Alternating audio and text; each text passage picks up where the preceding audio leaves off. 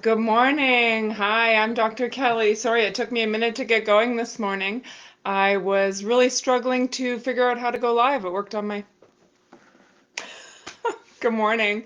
This is Dr. Kelly, my first ever live podcast on my own Facebook page. So, welcome and thanks for joining. I am Dr. Kelly Palfy. I am a registered psychologist. I'm also a former RCMP officer. I specialized in male survivors of sexual abuse. I literally wrote a book about it. So I am today, like I said, is my first live. I'm starting up a podcast. It's called Reality Bites with Dr. Kelly. I am going to be discussing trauma in general terms, but I will have a focus sort of specifically directed towards supporting male survivors of sexual abuse. I'm not intending to minimize the experience for female victims of sexual abuse, but there are really not many people that, oh man, it's telling me it's going to cut me off in 50 seconds. Maybe not, sorry.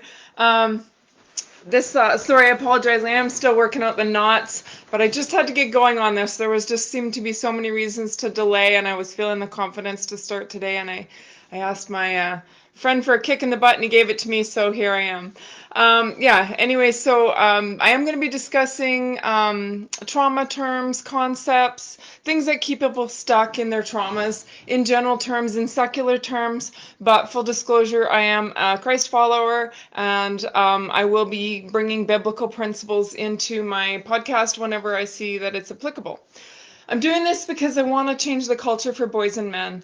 Male sexual abuse is a hidden epidemic in society. Sorry, I see a glare on my glasses. I'll try to make do without them.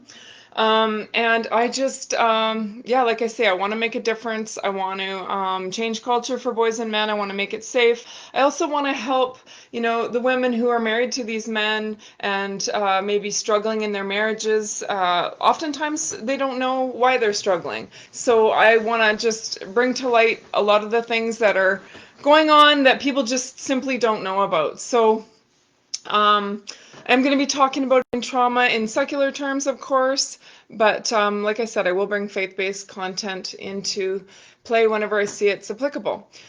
Just to give you a few examples, I have about 100 topics lined up that I'm going to be talking about. I have about 100 people lined up that I'm going to interview. I will also be reaching out and interviewing people who are interested in just telling parts of their story. So, yeah, I'm not really sure where this podcast is going to take me, but I'm going to be doing it Wednesdays at 8. I was just being a little bit cheeky. I wasn't going to say whether it was 8 a.m. or 8 p.m. because I was planning to do both. But I'm going to be doing it. It's going to be moving to my new Facebook page, which is Dr. Kelly. I would have started there today, but I'm in Facebook jail. My page has to be live for 60 days before I can start there. So I'm starting here because like I said, I just had to get started. So, I'm going to be talking about things like stinky thinking patterns, the ways we all think in terms that, yeah, like I said, I'll explain it in secular terms, the way I would to a client. Just to give you an example, like, of the kind of things that I'll be talking about in this podcast, things that could be useful for anybody. A few years back, I attended a Bible camp, and it was run by a husband and wife couple, and they talked about the fact that they'd had a lot of problems in their marriage for 20 years. His complaint was that he never felt like he could get through to his wife. He was just really frustrated. He felt like he never really got to this true place of deep intimacy, like just that she was not, letting him in kind of thing. And she talked about she was just sick of fighting. She was exhausted from fighting all the time. So legit concerns in their marriage. She was raised Christian. She went off to a women's retreat and ended up sharing with people in her at this retreat that something that she had been burdened with for many, many years. She tested the waters, which is a concept that's very applicable to male survivors of sexual abuse. They sort of test the waters before they ever share their secrets. Anyways, she tested the waters with some of the ladies at her retreat, and she shared that she had gotten pregnant. She, like I say, she was raised Christian, but she'd gotten pregnant at age 18, and her boyfriend's father convinced her to get an abortion. This was something she struggled with. She wasn't proud of this. She had hid it from her husband all those years. Well, when she disclosed it to these women at this retreat, they said, you have to share this with your husband. You have to share this. She said that one night when they were lying in bed together after she got home in the dark, she told him her truth about what had happened. And that helped them to break through that barrier that was keeping them stuck in their marriage. He was very supportive of her. He didn't hold it against her. And after that point, they did have true intimacy in their marriage. But this is just an example of, if you were to think about this in terms of the area that I specialize in, male survivors of sexual abuse, many, many, many boys and men, they say 1 out of every 6 males has struggled with a contact offense, meaning they were sexually abused to some extent prior to the age of 16, but they are not talking about it. So how this manifests in their marriage is they too are avoiding intimacy. So these are the kinds of things that I'm going to be talking about. I'm going to be sharing, just things like the struggles that boys and men face in their own situations. I'll be talking about like the grooming process that offenders use. I'll be talking about the reasons that boys and men don't report their abuse. One of the reasons is because they don't hear other people talking about it. So another reason is media, right? I mean, media is just such a terrible thing for boys and men to have to navigate if they've had a history of sexual abuse. Almost every TV show out there has at one point or another, not faith-based ones obviously, but even cartoons, police shows, there's always a drop the soap joke. These kinds of things are really triggering for male survivors. So, and I'm going to use my notes here so I don't get too far off track. But so this podcast, it's for male survivors. It's for any, I think I just would encourage men to listen to it just so, even if they're not a male survivor themselves, so that they can be supportive of other men. Like I mentioned, 1 out of every 6 males is sexually abused prior to the age of 16. The statistic is known to be about 1 in 3 for every female and 1 in 6 for every man. I personally believe that these statistics are not accurate. I believe that the numbers are much closer together, that boys are abused probably as frequently as women. I'll be sharing like a lot of statistics. There is going to be graphic content in this, so I do caution you. I will consider your watching this podcast your consent. You can't sue me. I've already told you there's going to be graphic content. I want to debunk a lot of the myths that male survivors struggle with. So this podcast is meant to be for anybody who wants to support male survivors, professionals that are working with men that, maybe the man hasn't disclosed to them that they've been abused. This is really common, actually. When I did my dissertation, one of my professors who reviewed it, my dissertation was researching why boys and men are not disclosing sexual abuse, my doctoral research, that was the subject. I had incredible feedback from my supervisors. My professors admitted that I had opened their eyes, that they hadn't thought about things from this perspective. One of them said that it was making him like go back and re-examine how he was, working with his own clients, that he had never asked these tough questions and that he was going to start asking these questions. So I believe that what I have to share is going to be super helpful. So it's going to be focused on male sexual abuse. It's not meant to replace treatment. This is not therapy. It's just meant to be a supplement. My whole goal in doing this, I'm just intending to be shedding light on this very hidden epidemic. And I'm doing this in part because, I am a former RCMP officer. I was the first RCMP officer seconded to the RCMP's first ICE unit ever. And we were supposed to be the subject matter experts. And we were missing it. When I say we were missing it, I'll just explain what I mean. Like, we had seized video evidence. We were reviewing the videos. I was file coordinating the RCMP's first ever sex tourism charges. This was back in 2004. The file came in. It was controlled delivery that the airport officials had assisted with. They had somehow intercepted, I don't remember how, but they had checked the baggage of a man coming into Canada and discovered he had mailed a parcel ahead of himself, if I remember correctly. And so he had, yeah, so that he wasn't coming into the airport at the same time as his parcel. So they had opened this parcel, found that it contained DVD, not DVD, yeah, CDs and thumb drives containing images of child sexual abuse. So we were forced to review those images, and they contained both males and female victims. I think there was 35 victims or 65 victims, 35 crime scenes. I can't remember which is which, in 3 different countries. So we had, of course, at the time just decided we wanted to throw the book at him, so to speak. So we had charged him with every possible charge that we could, which was like charges of possession, production, and distribution of child sexual abuse images, plus the newly enacted, what we refer to now as sex tourism legislation, which is when an offender travels abroad for the purposes of offending against a child. So we had put together over 300 charges. We do this, because we're angry, also because we want to make sure that, if this A charge doesn't go through, B charge will. Crown told us the public can't handle this. They can't handle this. You need to pare it back. So, of course, we go back to the drawing board and we're discussing this. And my supervisors said to me, because I was coordinating it, they said to me, don't worry about the boys. So, okay, we just cut out all those charges that involved boys. And I didn't question it. I didn't question it. And we didn't do this to be, malicious or anything like that. We did this out of ignorance because, in all honesty, it looked like these boys were having a good time. We didn't see, these were 7-year-old boys and 8-year-old boys. Just because their bodies were responding to what was going on does not mean that they were, there consensually. A child cannot consent to be videotaped doing sexual acts in the presence of an adult.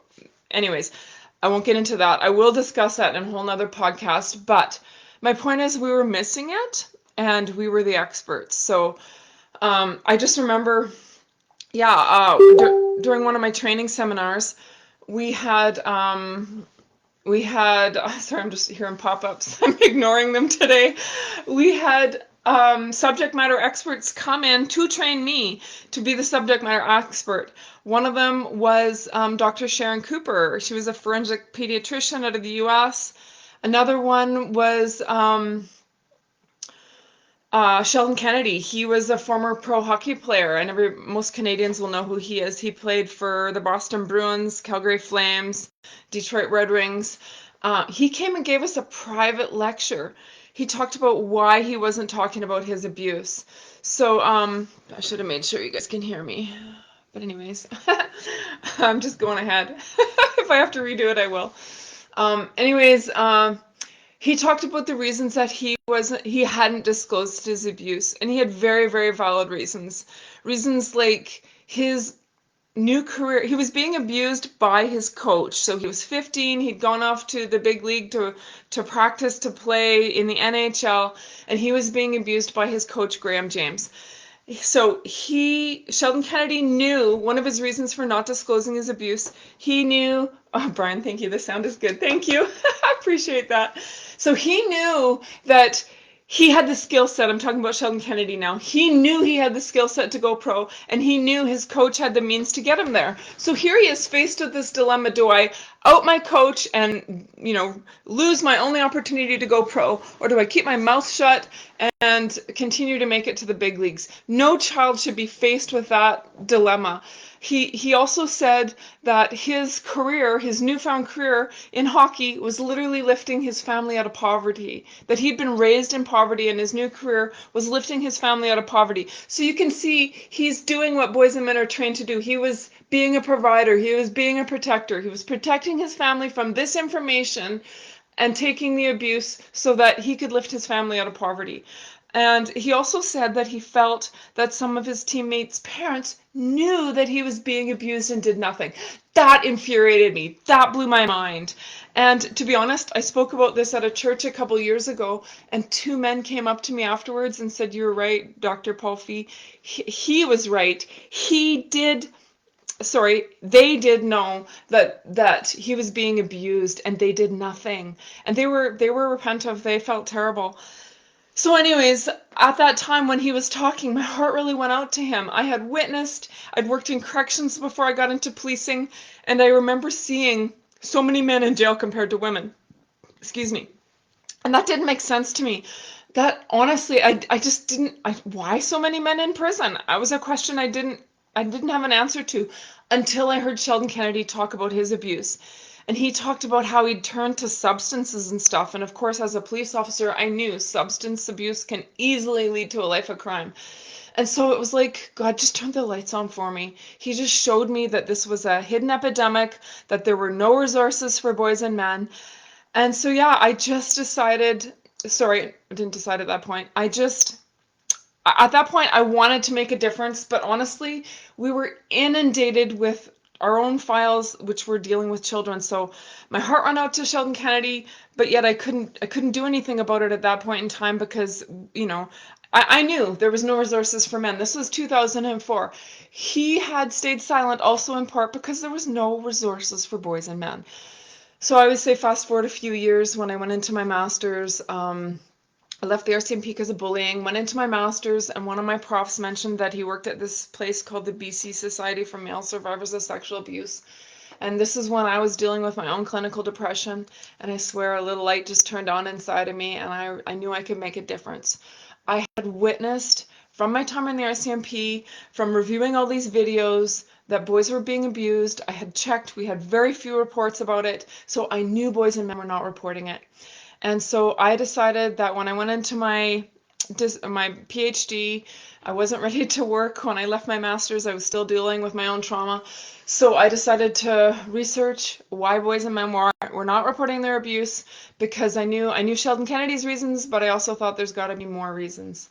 So now here I am, 15 years later. I wanted to make a difference. So here I am. Yeah. Sorry. How I want to talk about how I'm going to end this. So, yeah, so this podcast is also for women. If you're supporting your husbands, great. You're welcome to listen in. Sorry, I forgot to shut off my stupid, wherever it is. It's writing every word I say on my notes, so it's making it a little bit confusing. But yeah, my whole goal for today was just to leave you with hope that I could make a difference, with hope that you might want to tune in. That's how I usually start my therapy with men. I will talk about concepts. I'll walk through them. I will help them to understand, for example, their own triggers. We kind of talk around about things sort of from the outside perspective without going real deep into stuff. That's what I'm going to be doing here. We're going to be sort of just talking around the outer edges of male sexual abuse. I'm not going to be getting into the real nitty gritty ever. We're never going to talk about really, really deep, intimate abuse in this podcast. I do, of course, when I work with my own clients, but not on here. And I think it's going to be super helpful. My mom, when she was still alive, she took my book to her pastor, and I can just see her. She made him read it, and he actually contacted me afterwards and thanked me. He said that reading my book really helped him understand some of the things that some of his men in his congregation were probably struggling with, but had never disclosed to him.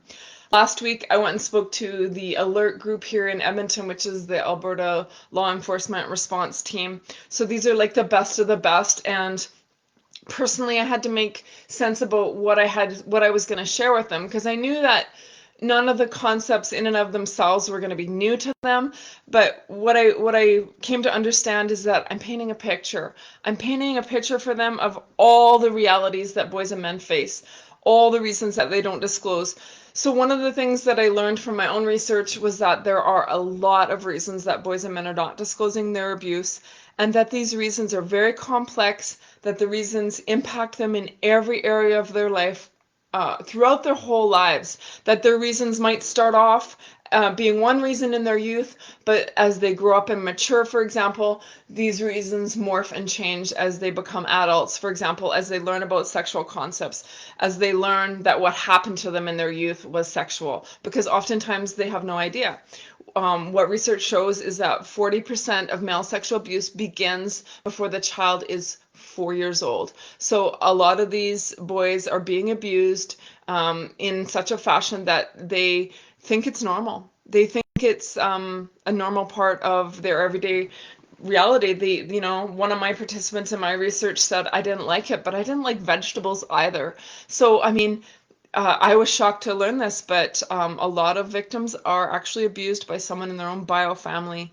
That blew my mind. So yeah, I don't want to get too heavy today, but I just want to sort of draw you in, tell you, just sort of give you a foundation.